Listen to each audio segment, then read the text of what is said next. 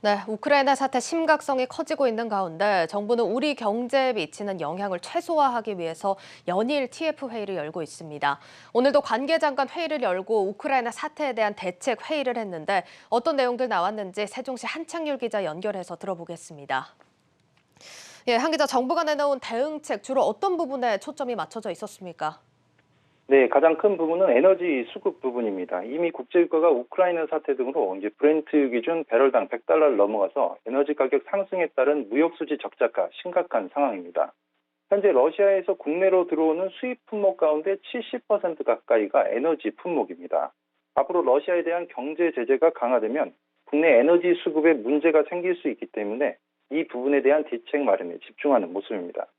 따라서 에너지 수급과 가격 동향 모니터링을 실시간으로 하면서 대체 물량 확보를 위한 수입처 다변화에 집중하고 있습니다. 또 정부는 비축기를 방출하고 국제 공동 비축 우선 구매권 확보 등을 통해서 에너지 가격 안정화에 집중한다는 것입니다. 예, 지금 에너지 수급 차질도 큰 문제겠지만 수입 의존도가 높은 또 다른 희귀 품목에 대해서도 이 수급 차질이 일어날 가능성이 있다. 이런 얘기가 들리고 있습니다. 현재 상황이 어떻습니까? 네, 그렇습니다. 우리 주요 수출품 가운데 반도체를 만드는 데 필요한 일부 희귀가스가 있는데 러시아와 우크라이나 수입 비중이 상대적으로 높습니다. 이 반도체를 생산할 때 기판 인쇄 과정에서 쓰이는 네온가스하고 이 반도체 구조를 형성하는 패턴을 만드는 식각 공정에 쓰이는 크립톤의 수입 비중이 높습니다. 이 외신에 따르면 2014년에 크림반도 병합 과정에서 러시아가 우크라이나를 침공하면서 이 네온가스가 600% 가까이 폭등한 바 있다고 합니다. 이 정부도 이런 부분에 대해서는 걱정 때문에 경제안보 핵심 품목 TF를 통해서 국내 생산과 수입선 다변화를 통한 수급 안정화를 지금 추진 중에 있습니다. 만약에 원자재 가격이 지속적으로 오르게 되면 할당 관세 인하 등을 통해서 이 대상을 확대하는 방안도 적극 검토하기로 했습니다. 예, 앞서 사례가 있었다면 우려를 더 안 할 수가 없는 상황인데 지금 수입 측면도 그렇겠지만 수출 기업 타격도 굉장히 큰 문제입니다. 여기에 대해서는 정부 어떤 대책 세우고 있습니까? 이 러시아는 우리 수출의 약 1.6%, 수입의 2.8%의 비중을 차지하는 12의 교역 대상국입니다. 이 주요 수출 품목은 이제 자동차와 부품 관련 품목이 한 40%를 차지하고 있고요.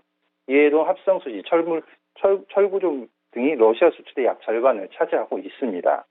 현재 이제 국내 기업 가운데는 현대차, 이 기아차, 삼성전자, 포스코 등 주요 40개사가 러시아에 진출해 있는데 우리나라도 러시아 경제 제재에 동참한 만큼 이 관련 기업들의 교역에 차질이 생길 전망입니다.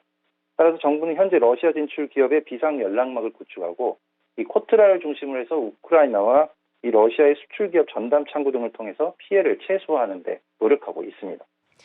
예, 참 이번 사태로 우리 금융시장 연일 출렁이고 있습니다. 시장 안정화를 위한 방안들로는 어떤 것들이 거론됩니까?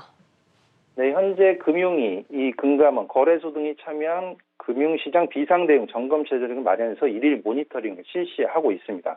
또 러시아 경제제재 동참에 따른 주요 은행 무역금융에 대해서도 실태 점검 중에 있고요. 또 이번 제재로 따른 수출입 피해 기업을 위해서 최대 2조 원 규모의 긴급 금융 지원 프로그램을 마련해 시행하기로 했습니다.